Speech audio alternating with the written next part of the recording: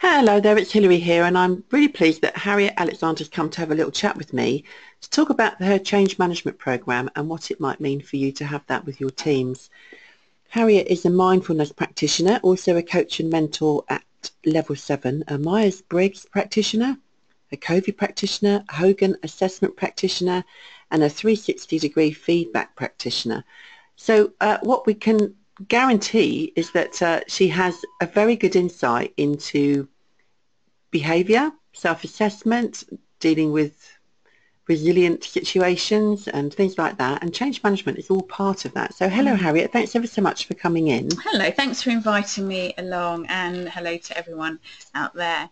So just a little taster on what you might expect from a change management development program, and I do really like this picture because to me it depicts how challenging it can be sometimes in your environment, the constant changes going on. So you're constantly trying to pull across new ideas and make it fresh and make it happen. So it's sort of taking you out of the wilderness into, you know, helping the sun come out for you and your teams.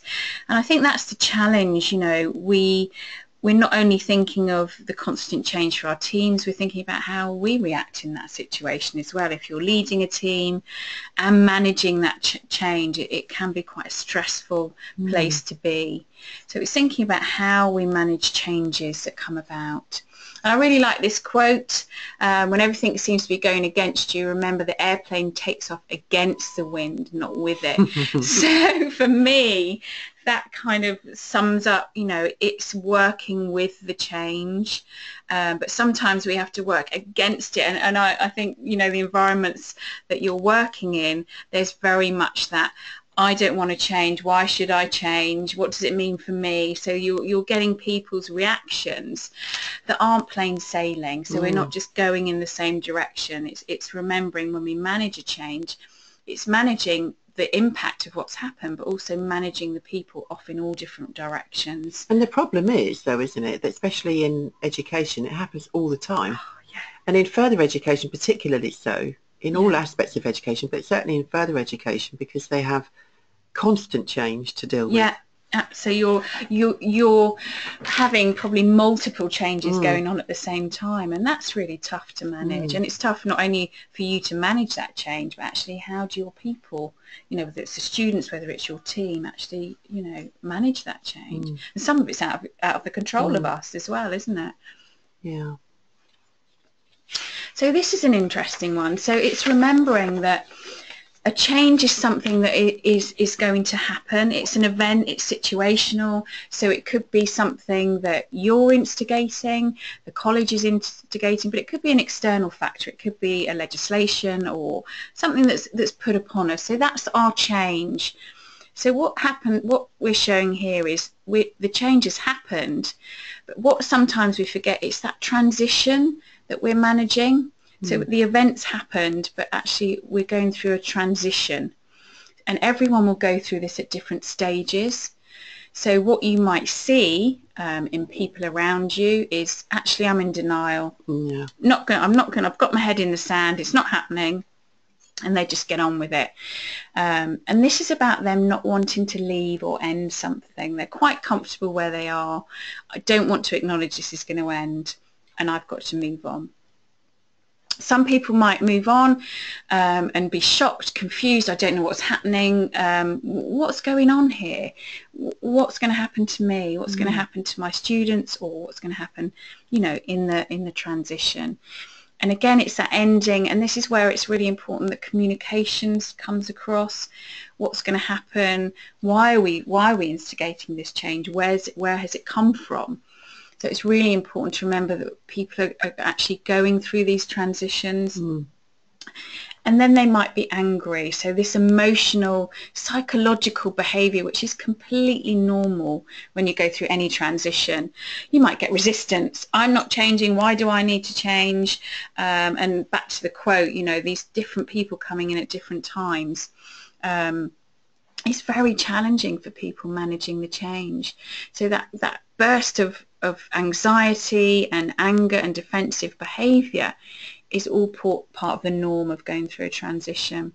What you tend to see is the change has happened and we're so busy, we've just got to get on with it. Yeah. So, and you're getting all these people with all these different emotions, which are completely normal, but nothing's been done with them. So then that change really doesn't become effective.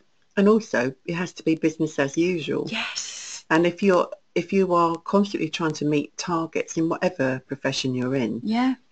then that's going to take a bit of a dive, isn't it? If you're not handling it properly, or not helping your teams to handle it properly. Yeah. Yeah. And it's the transition is often what gets missed in a change, and that's the most important thing. Right. So if you think your business as usual and you've got these emotions coming on, they're not going to be effective at all. No, how could you be? Yeah. And who's this lovely lady? So I love this picture, and this just for me sums up change. So what we normally ask the question is, oh, what does this depict in change? And it's just this lovely little old lady who's been probably used to, you know, not having a telephone or a television or whatever, and communicating by telegram probably. Suddenly technology.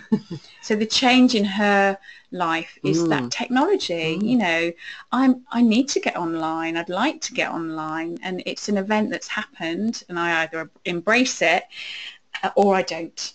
Yeah. And so the transition in this event is her just getting used to using it and maybe having a little bit of training. So it opens up a whole new world. She might have family abroad.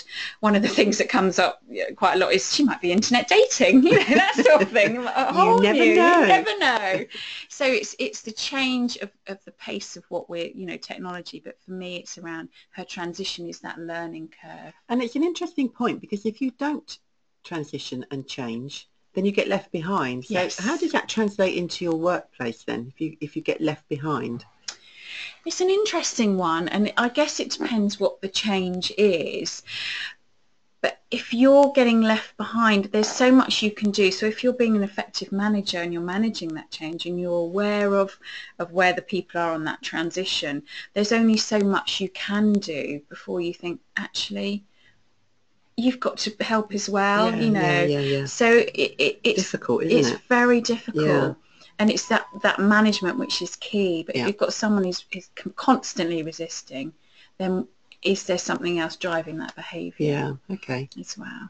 We've got this other side. Yeah, and that just shows you that it's that the transition is the psychological experience process, and it is gradual and slow. Okay. And when we looked at the transition curve, you might have 10 different people at different stages in that process.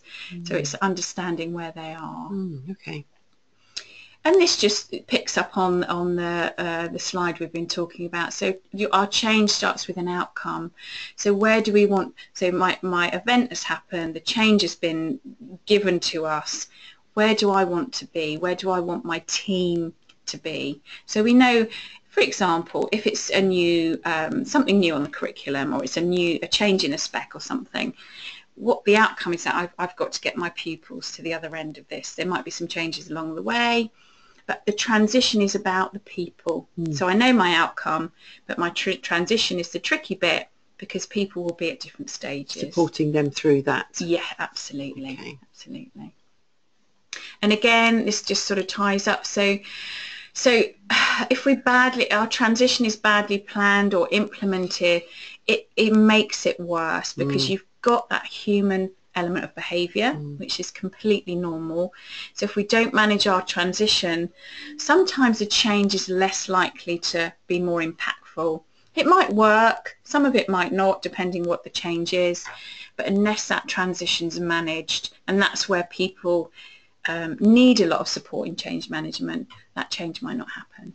And it's funny, because most people don't have a great deal of knowledge on how to manage that transition. They know how to implement change, but not make sure everybody's gone along with it in the right sort of way. Yeah. I was going to say, not everyone's got a very good experience of change, but I think they have in the background that I've got, which is in FE. I think probably 5 or 6 or maybe even 7 times we had transformational change, complete reconstruction of job roles, of the curriculum, of leadership teams, of redundancies, you know, all constantly Yeah. changing. So Yeah. it is about the management of that, isn't it? And It then you is. get that high morale Mm. if it's done properly. Oh gosh, And you get yes. people that are fine with it because they Yeah. know where they're going and where they've Yeah. been and where they fit into the new picture. Yeah. So managing that is really key, isn't it? And also it brings a more effective workforce as well. Yeah. If it's done properly, people embrace change, and that's what we want really, because it's like you say, it's ever changing, isn't Yeah, it? absolutely. And this is just sort of a taste of one of the models I use through taking people through change, and it's by a consultant called William Bridges, and he said there's three natural areas of change. We've got our ending, losing, letting go. So it's moving away from what we had, whatever that change might be. So people do find it hard to let go.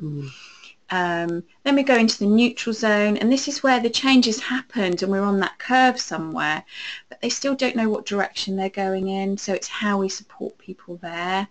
And then going into new beginnings, where that acceptance starts to kick in. Kind of know what I'm doing now, I'm happy with this, I really take this on and I'm really working with it.